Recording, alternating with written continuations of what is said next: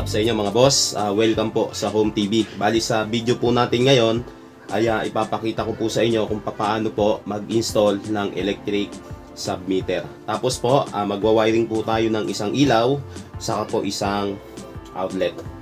Bali ito po yung electric submeter natin mga boss. Sapari po ang tatak niya. Tapos po 60 ampere lang po yung kaya nitong submeter natin. Single phase po siya. Ngayon po kung mapapansin nyo dito, meron po siyang apat na terminal. 1, 2, 3, 4. Tapos po meron dito positive saka negative. Ngayon po, bali ito po yung pinaka main source natin. Kung mapapansin nyo po, bali gumamit po ako ng color coding na wire para mas mabilis nyo pong maintindihan lahat ng gagawin natin. Bali ito pong kulay red, ito po yung line 1. Ito naman pong black, ito po yung neutral. Line to neutral connection po tayo. Ang ibig sabihin po niyan, ito pong kulay red natin, yung line 1, 220 volts po yan. Ito naman pong neutral, yung black, 0 volt po siya. Ngayon po, kapag magwa-wiring po kayo ng ganito po na electric submeter, lagi nyo pong tatandaan, ito pong line 1, lagi po yung papasok dito sa number 1. Tapos yung neutral po, dito naman po papasok yan sa number 2 na terminal. Ngayon po dito, yung pinaka output po nya, ito pong line 1, dito po sa number 4 yan. Tapos ito pong neutral, dito naman po sa number 3. Tatakbo yan dito sa breaker natin mga boss. Ngayon po, ipakita ko po sa inyo para mas maliwanagan po kayo. Gagamit po tayo ng clamp meter. Ito po yan. Para mas maliwanag po sa inyo mga boss ha. Kung gusto ko po, matuto po kayo kapag nag-install po kayo ng electric submeter. Ikot nyo lang po yung wrench knob nyo. Ilagay nyo po dito sa continuity. Tapos po, pindutin nyo lang yung select. 1, 2. Pag nakita nyo po yung parang logo ng Wi-Fi, yun na po yun. Testingin po natin kung shorted po siya, kung tutunog. Ayan po. Ngayon po, ito po yung line 1. Dito nyo po ipapasok yung pinaka-live natin sa terminal na number 1. Tapos po, ito naman po, lagay natin dito. Ayan, hindi po siya tumunog. Ibig sabihin po, hindi siya shorted. Ngayon po, ang sinabi ko, yung line 1, dito nyo po ipapasok, yung pinaka-output nya po dito sa number 4. Ayan, tignan po natin kung meron silang continuity. Ayan, kung maririnig nyo po, tumunog po siya. Kaya dito nyo po ipapasok yung line 1, yung output po dito sa number 4. Ngayon po, dito naman tayo sa terminal 2. Tapos, lagay natin to sa terminal 3. Ayan po. Meron po silang continuity. Dito nyo po ilalagay yung neutral, yung output nya po dito sa number 3 na terminal.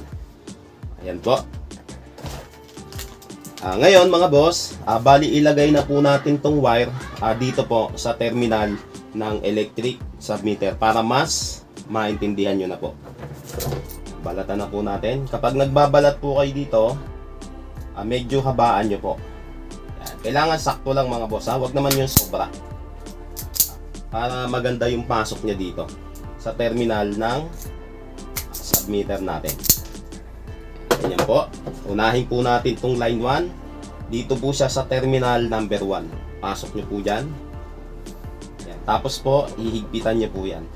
Kapag hinigpitan nyo mga boss, huwag po masyadong mahigpit. Kailangan yung tama lang po. Huwag po yung sobrang higpit.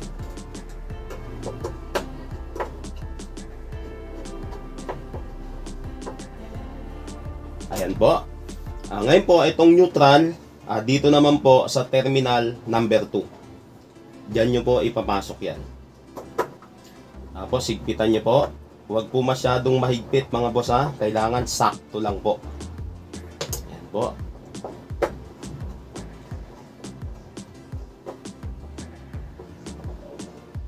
Ayan po. Bali ganyan ang setup niya mga boss ha.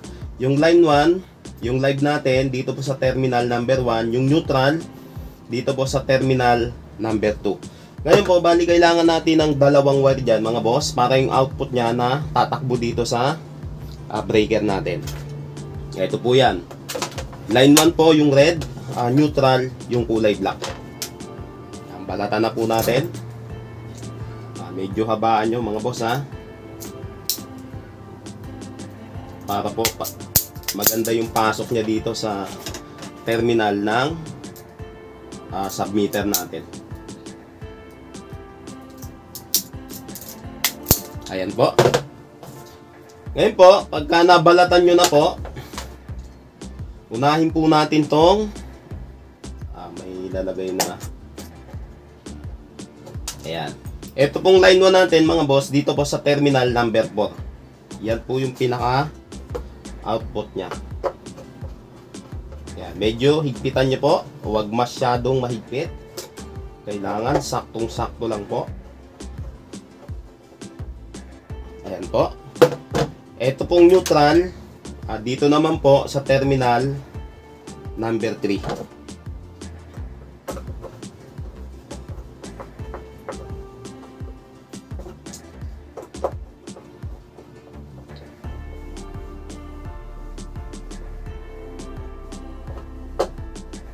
Ayan, bali ganyan po ang setup niya mga boss Uulitin ko po para hindi po kayo malito.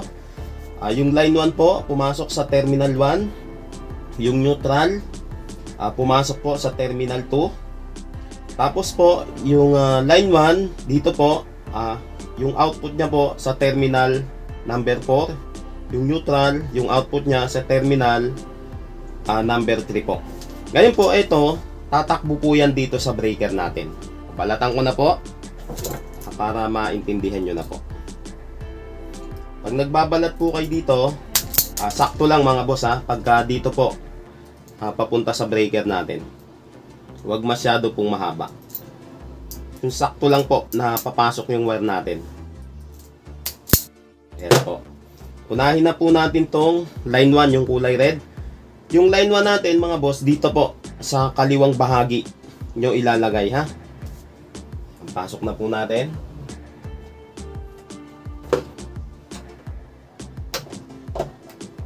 Tapos po, hihigpitan nyo yan mga boss Dito po kailangan mahigpit to. Huwag po yung maluwang.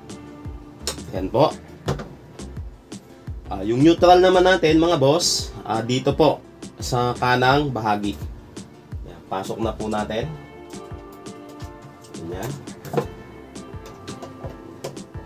Dito mga boss, hihigpitan nyo po kapag nilagay nyo po sa terminal ng breaker natin yung wire. Kailangan po mahigpit yan mga boss Yan. Bali ganyan po ang setup niya mga boss. Kapag nailagay nyo na po yung wire dito sa electric submeter natin, papunta dito sa breaker natin. Ngayon po, kailangan po natin ng dalawang wire dyan mga boss. Dito po yan papasok, tatakbo naman dito sa junction box natin. Yan, ito po yan. Isang line 1, saka isang neutral po.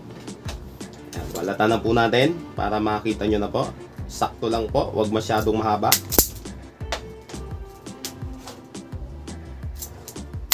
Ayan. Unahin ko na po yung line 1 mga boss. Dito nyo po ilalagay yan sa kaliwang bahagi. Tapos po, hihigpitan nyo yan mga boss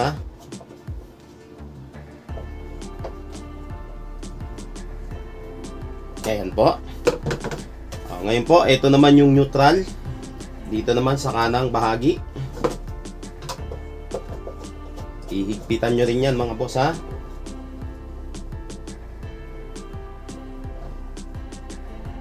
Ayan po. Ngayon po, ito tatakbo po dito yan. Para po magkaroon ng supply itong ilaw natin saka itong outlet. Yan, ganyan mga boss ang setup nya. Basta panoorin nyo lang po itong mga ginagawa natin, sinisigurado ko sa inyo hindi po kayo magsisisi dito. Ngayon po, dito naman po magwa-wiring po tayo ng isang ilaw saka isang outlet. Kailangan po natin ng 5 wire dyan. Yan, ito po yan. Doon po sa mga vlog natin, siguro napanood nyo na po, kapag ilaw po ang wawiringan nyo, lagi po kayong magpapatakbo ng line 1 sa switch. Ito po yan, ito po yung line 1. Unahin na po natin. Tapos sa ilaw po, papatakbo po tayo niyang neutral. Tapos po dito sa outlet natin, papatakbo po tayo ng neutral ulit. Ayan po. Tapos po, isang line 1 para po magkaroon ng supply itong outlet natin. Ngayon po, itong ilaw, kailangan po ng return yan. Yung kabilang dulo sa ilaw, yung kabilang dulo dito sa switch natin. Ayan, ganyan mga boss ha.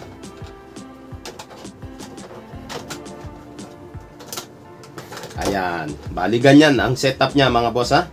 Ngayon po, ang gagawin natin dyan mga boss, ito pong line 1 na galing dito sa breaker natin. Kunin nyo po yung dulo, ito. Tapos yung line 1 na bumagsak dito sa switch natin, kunin nyo po yung dulo. Yung line 1 na tumakbo dito sa outlet natin, kunin nyo po yung dulo nyan. Ayan po sila. Ngayon po, ang gagawin nyo, i-splice nyo po sila. Pagsasamahin nyo po sila. O, ganyan po ha mga boss. Ngayon pakita ko na sa inyo, balatan ko na po para mas maintindihan nyo na po. Pag nagbabalat po kayo dito, medyo habaan nyo po. Para pag nag-splice po kayo, hindi kayo mahirapan. Ayan po. Lahat po ng line 1, babalatan nyo po yan.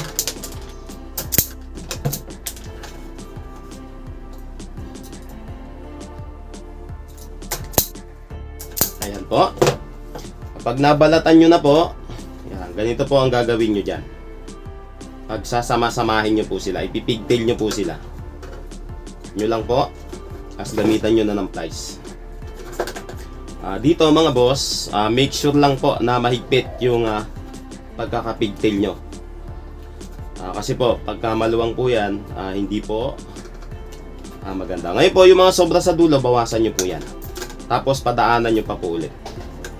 Pag okay na po, lagyan nyo na ng electrical tape. Yan. Pag naglalagay po kayo ng electrical tape, higpitan nyo rin po. Yan. Tapos, baluktutin nyo yung dulo. Tapos, balikan nyo po ulit. Yan. Higpitan nyo po. Ayan. Okay na po yan. Bali dito mga boss, hindi ko na masyadong kinapalan ha. Kasi sample lang naman yan. Pag kayo na lang po yung naglalagay ng electrical tape, balikan nyo pa po para medyo makapal.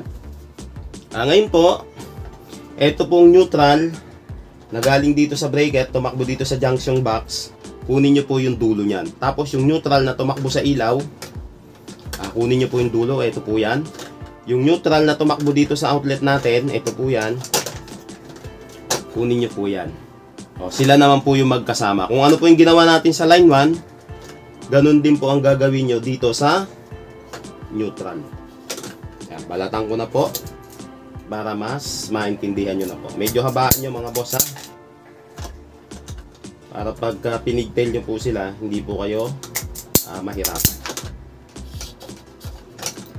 Basta dito mga boss, panurin nyo lang po lahat ng ginagawa natin.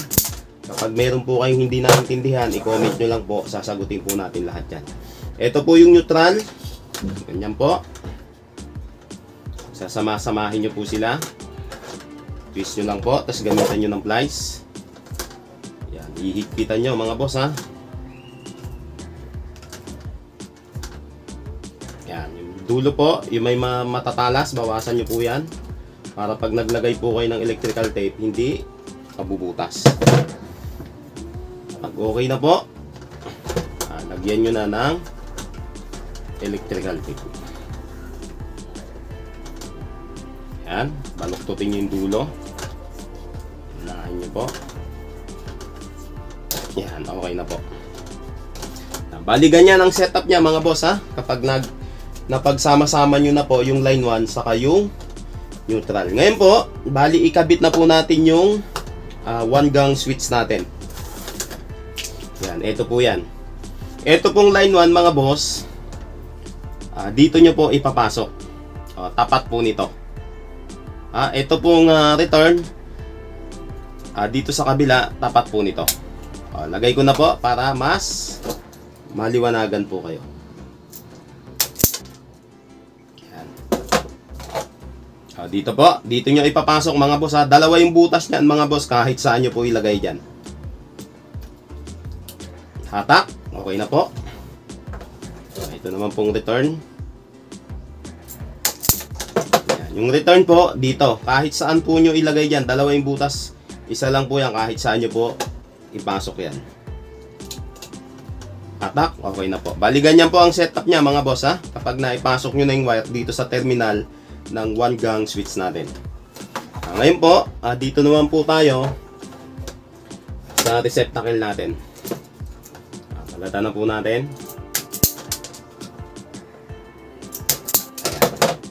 Ito po yung receptacle natin mga boss. Sa pinaka-sentro po, itong return. Dito nyo po ipapasok yan. Tapos po, hihigpitan nyo po yung tornilyo. Ayan, okay na po. Yung neutral po, sa kabila naman. Ayan, tapos po, higpitan nyo po yung tornilyo kapag naipasok nyo na yung wire dito sa terminal ng receptacle.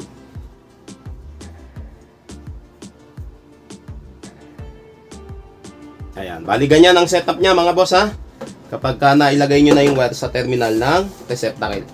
Ngayon po, ito naman tayo sa outlet natin. Ito po yan, 1 gang outlet. Balatan na po natin.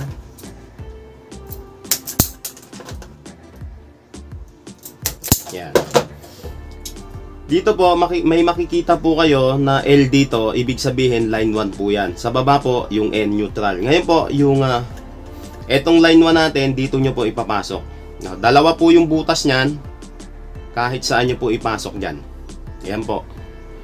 Lagay na natin dito yung line 1 mga boss Yan, hatakin nyo po kapag naipasok nyo na. Yung neutral po, may N dito, neutral po yan. Dito nyo po ipapasok.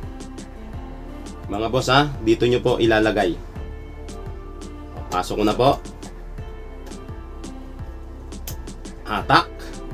Okay na po. Bali ganyan ang setup niya mga boss kapag naipasok nyo na po yung wire dito sa terminal ng 1 gang outlet natin. Ngayon po, bali lagyan po muna natin to ng tornilyo. Ilagay na po natin sa utility box.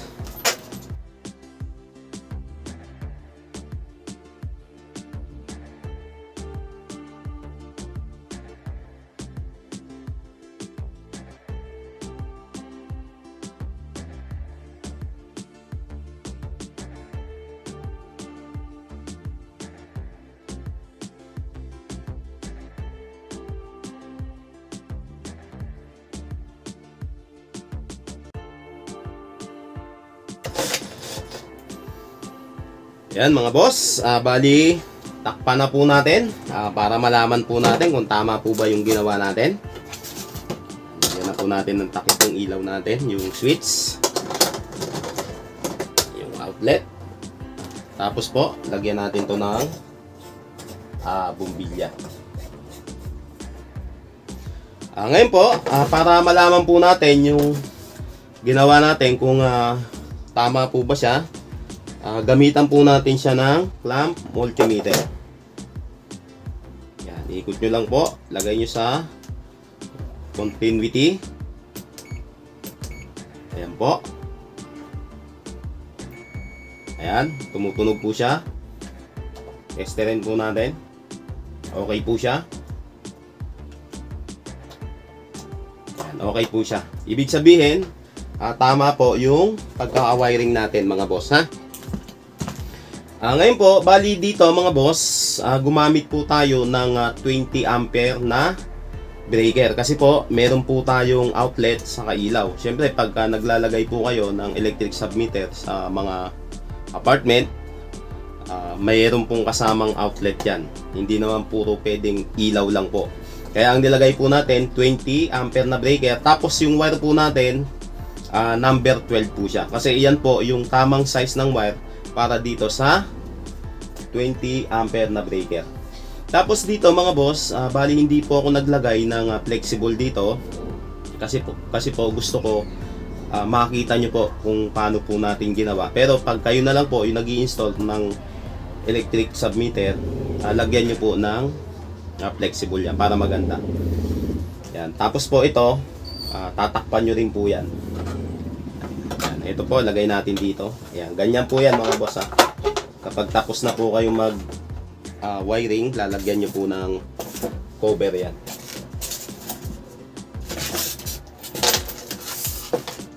Ayan.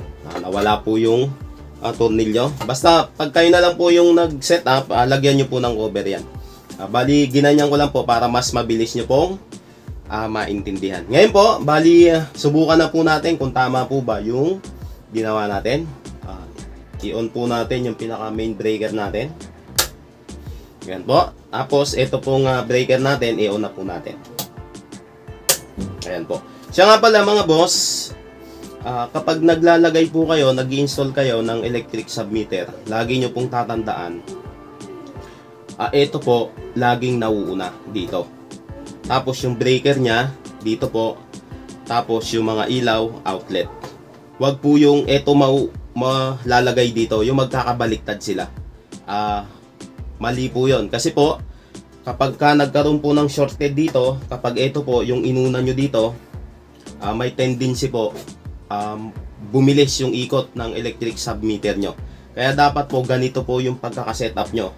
Para pag may trouble po dito, magtitrip po tong breaker nyo. Kumbaga, hindi po aabot dito sa electric submeter nyo po. Yan lang mga boss ha. Ngayon po, bali subukan na po natin kung gumagana po. Ayan, bali umilaw po siya. Ngayon po, ito, saksakan natin yung outlet. Ayan, gumana rin po siya. Ayan, bali ganyan lang mga boss kapag gusto nyo po mag-install ng electric submeter. Basta sundan nyo lang po lahat ng ginawa natin. Sinisigurado ko po sa inyo, mabilis nyo pong maiintindihan yan. Siya nga pala, ito mga boss, nagbiblink po yan. Yung nagkukulay red po yan, nagbiblink po siya. Kapag po ang sinaksak nyo dito, yung matataas yung watts, katulad po ng mga rice cooker, electric kettle, magbiblink po yan. Tapos magre-reading naman po dito yan. Bali hanggang dito na lang mga boss. Sana po ay nagustuhan nyo yung bagong video natin. At kung nagustuhan nyo po, huwag nyo pong kalimutang i-like and i-subscribe nyo na rin po para updated po kayo sa lahat ng video na i-upload ko. Maraming salamat mga boss.